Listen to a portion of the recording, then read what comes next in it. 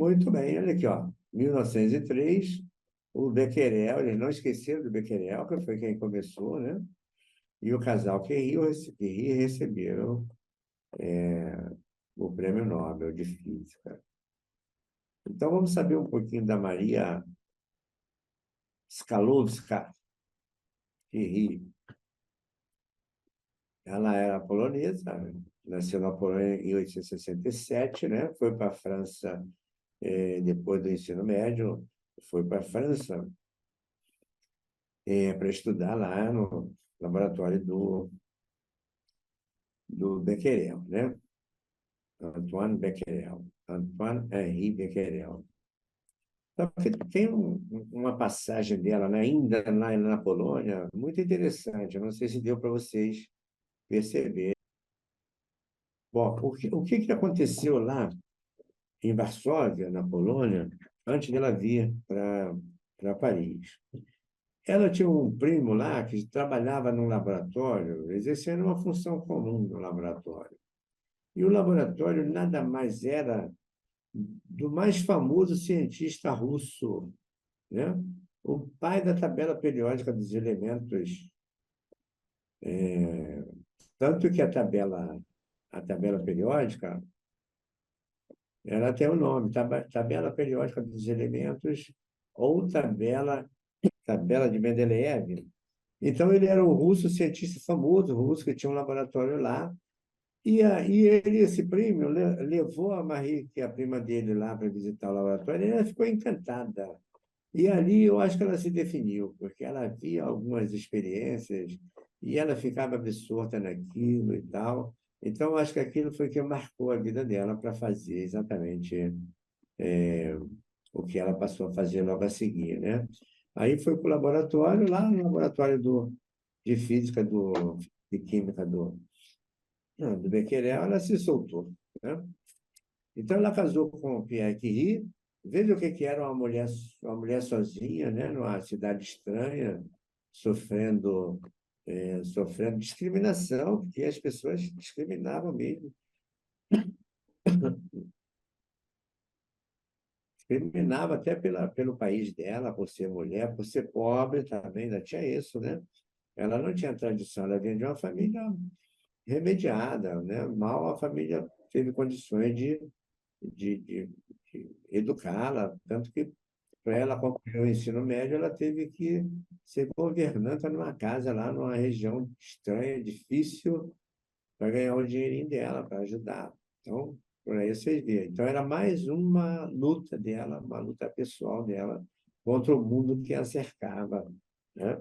Mas ela foi a primeira mulher a ganhar o prêmio Nobel, ela foi a primeira mulher a lecionar na Sorbonne, né? Ela foi a primeira mulher a ser membro titular da Sorbonne e da Academia de Ciências de Paris, né? Da França. E em 1911, ela recebe o prêmio de Química, porque pela descoberta do polônio e do rádio. São dois elementos químicos. O primeiro ela ganhou dividindo com Becquerel e com o marido, e foi de física, certo? De física, as características físicas, que era coisa novidade. A grande novidade na época é que ninguém sabia de onde vinha essa radiação e tal. Porque os elementos químicos, com frequência, um cientista ou outro acabava descobrindo. Foi uma época muito rica em descoberta de elementos, e eles iam compondo a tabela periódica de Mendeleev, que está aí, né? E então ela ganhou também o Prêmio Nobel de Química. A primeira mulher a ganhar dois prêmios Nobel, até agora, né? Prêmio Nobel. Até agora, a única mulher. Em 1915, no início da Primeira Guerra Mundial, ela ajuda o governo francês adaptando, fez um projeto para adaptar umas peruas que tinha, tipo uma Rural Willis, mais ou menos como o eixo da Rural Willis antiga, quem deve lembrar de Rural Willis. Então, ela adaptou um gabinete de radiografia ali. Quer dizer, não trabalhava propriamente com radiografia. Se vocês repararem com calma, na verdade, era um serviço de radioscopia. Ele pegava aquela tela fluorescente botava o aparelho e ficava fixo por baixo do paciente, o paciente ia na maca, era colocado em outra maca dentro dessa ambulância, nesse gabinete móvel, né, de raio-x. O equipamento de raio-x emanava o feixe de raio-x de baixo para cima, e o cirurgião, com serrote, com martelo, com facão, com tudo que você imaginar, para quebrar osso e cortar carne, ele. É um açougueiro mesmo, tá, gente? Não tinha essa, não. A ciência não tinha desenvolvido muito, não. As normas de asepsia mal estavam engatinhando ainda.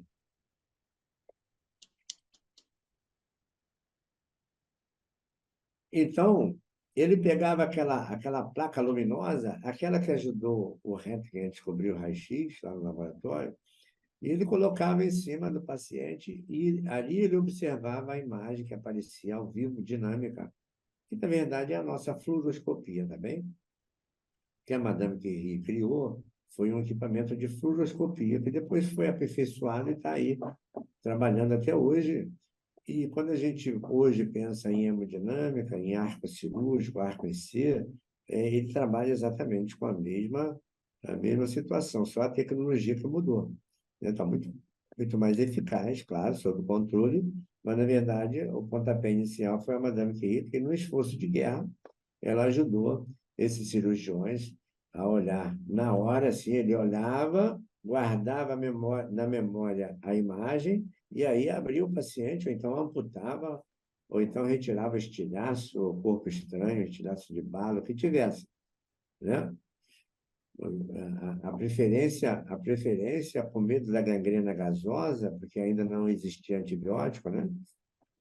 E a gangrena gasosa avançava muito rápido, matava muita gente. E eles, com medo de gangrena gasosa, eles pegavam e amputavam braço, amputava perna.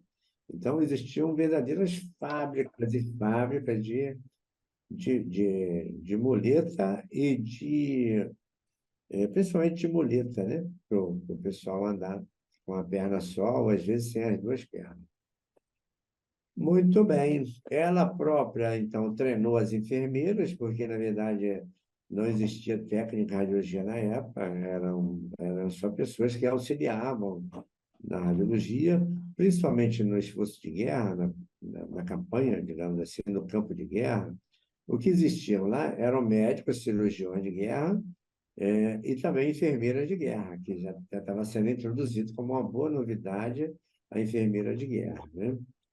A enfermeira de guerra foi introduzida pela Inglaterra desde 1854, na Guerra da Crimeia, que a patrona, a heroína inglesa, Florence Nightingale, que era enfermeira, ela foi para lá e ajudou muito, a salvar muitos soldados. De lá para cá, não falta mais enfermagem no serviço de hospitais de guerra, hospital de campanha. Em lugar nenhum, na verdade, né? Então, ela começou a viver um pouquinho da fama, né?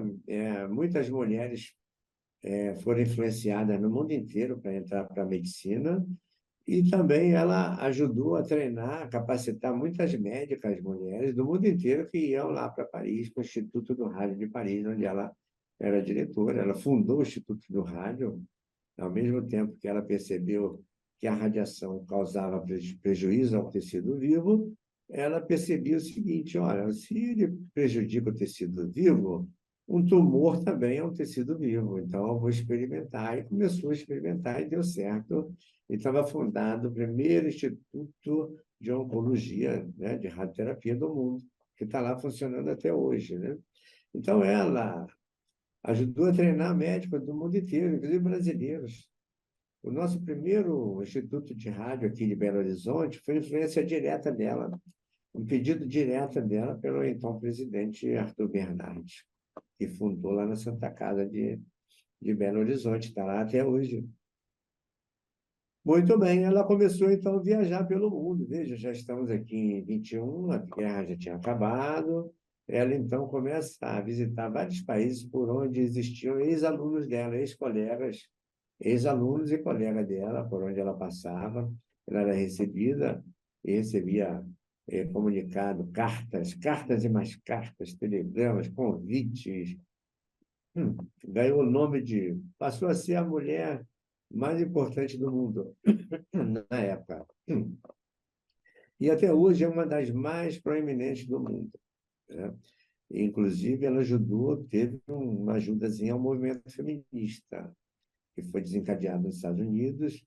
Ela, então, fez amizade com uma repórter francesa, com a americana, e aí o mundo ocidental passou a conhecê-la melhor e as mulheres começaram esse empoderamento e hoje estão dominando o mundo. Eu não reclamo, não, tá bom? Assim tá bom. É... Veja, 1922 é que ela deixou de ser, digamos assim, uma...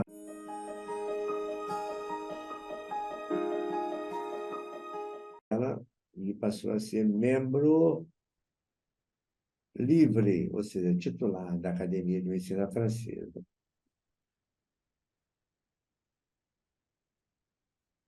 Ela, aqui, ó, em Belo Horizonte, ela fundou, o governador Bernardo cedeu, ela foi uma mulher importantíssima na época, né? Mulher mais importante do mundo, ocupando a imprensa do mundo inteiro, influenciando, e os inventos dela, então, foram sendo aperfeiçoados, né?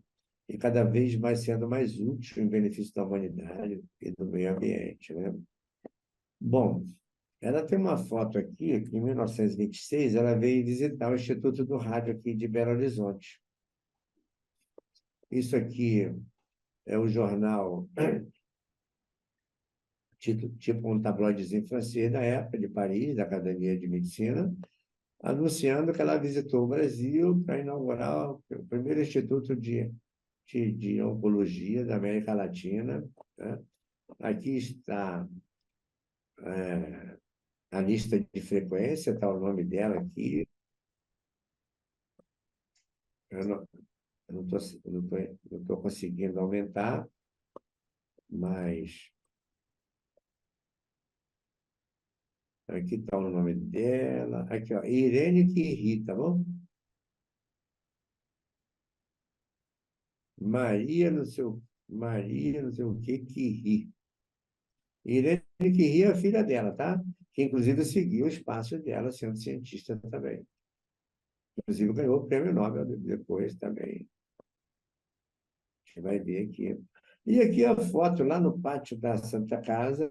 Dizem que essa árvore ainda está lá, né? Tá aqui as três sentadas e os outros com um papagaio de pirata lá, né? Quebrando um galho, aparecendo lá. Ela morreu na cidade de Salanches, na França. Morreu. Algumas pessoas falam que ela morreu de leucemia. Outros falam que ela morreu com câncer de mama. Aí eu te pergunto, quem é que tem razão?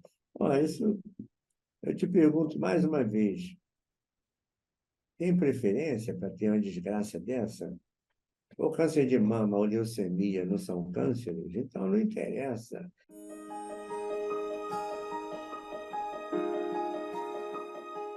Os dois, pode ter acontecido até mais e não ter sido detectado na época, porque ela foi uma das pessoas que mais se expôs.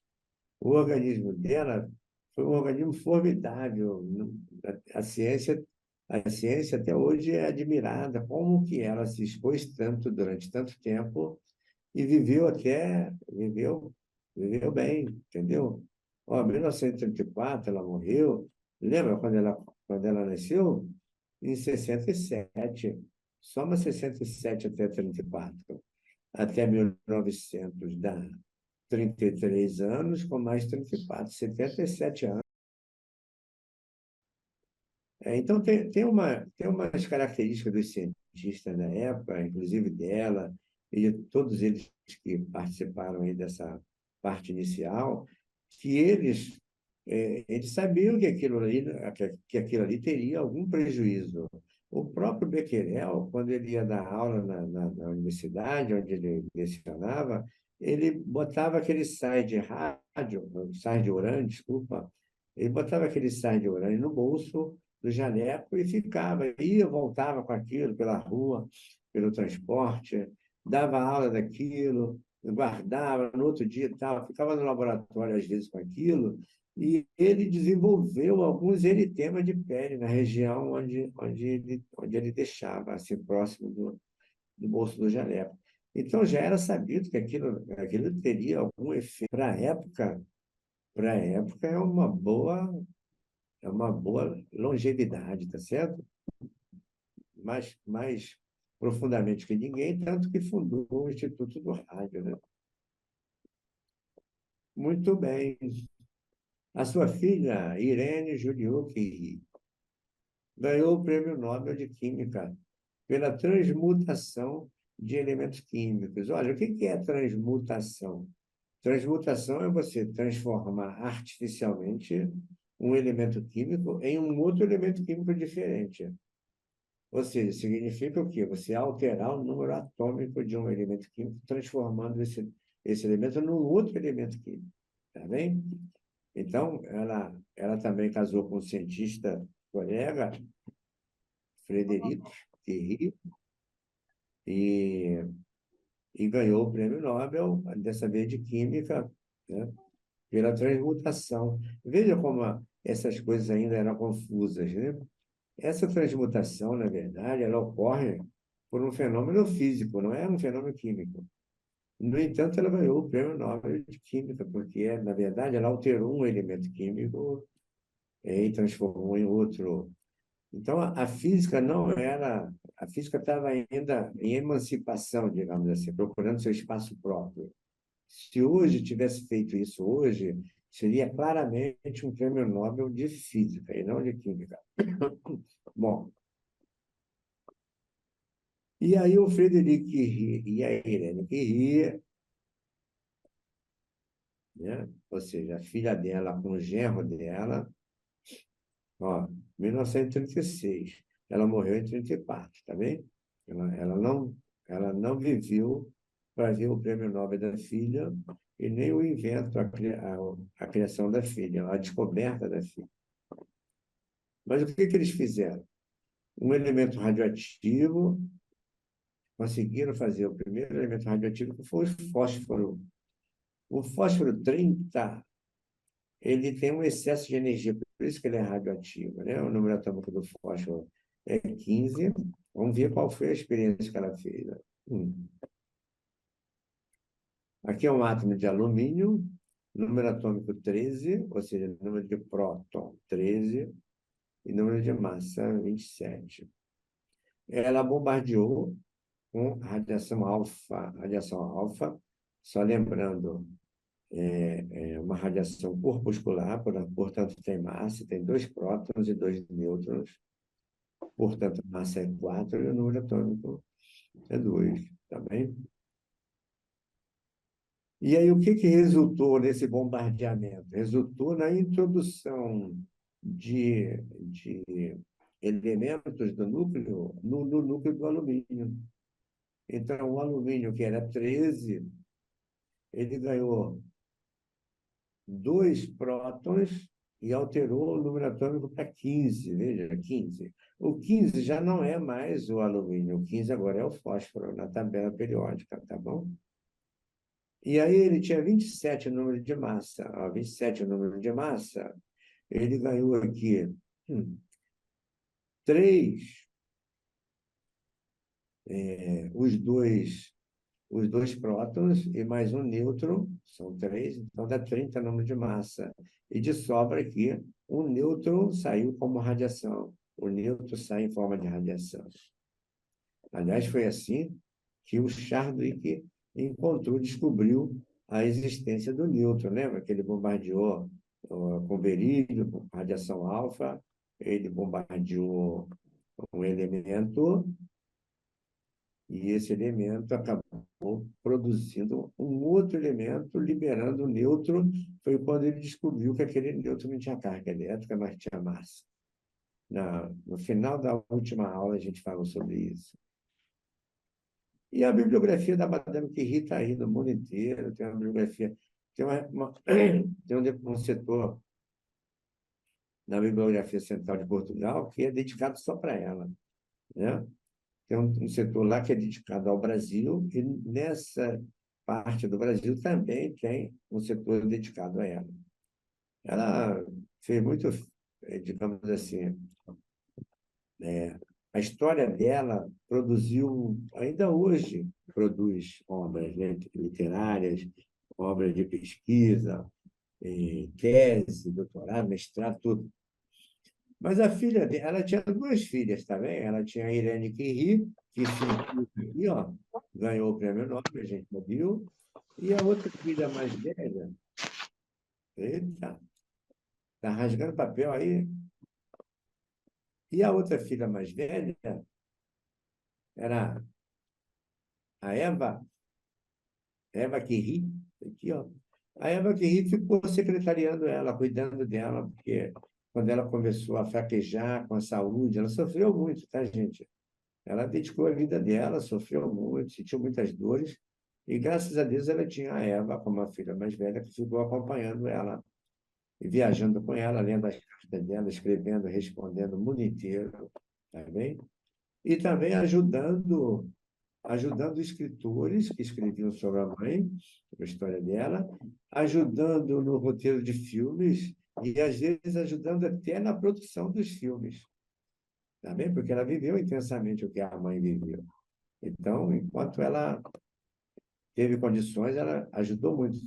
Tem um longa-metragem que, se vocês quiserem, vocês podem baixar na internet. Vai demorar, porque é muito tempo, pouca gente procura, né? Mas se você colocar lá Marie Curie, ele vai levar talvez 12 horas, 18, um dia todo, mas ele baixa e vocês podem assistir um longa-metragem com mais detalhes, que foi, inclusive, ele é de 1954.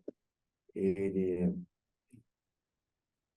tem esse de 43 também, que é outro longa-metragem, mas tem da década de 50, 1954 também, tem várias outras obras, tá? E vocês vão gostar de ver um longa-metragem mostrando os detalhes da vida dela. Bom, tabela periódica dos elementos químicos, vulgo tabela do Mendeleev, certo? Essa letra Z significa número atômico do elemento químico. Então, os cientistas, muitos anos depois, descobriram um elemento chamado púrio. Descobriram um elemento com número atômico 96.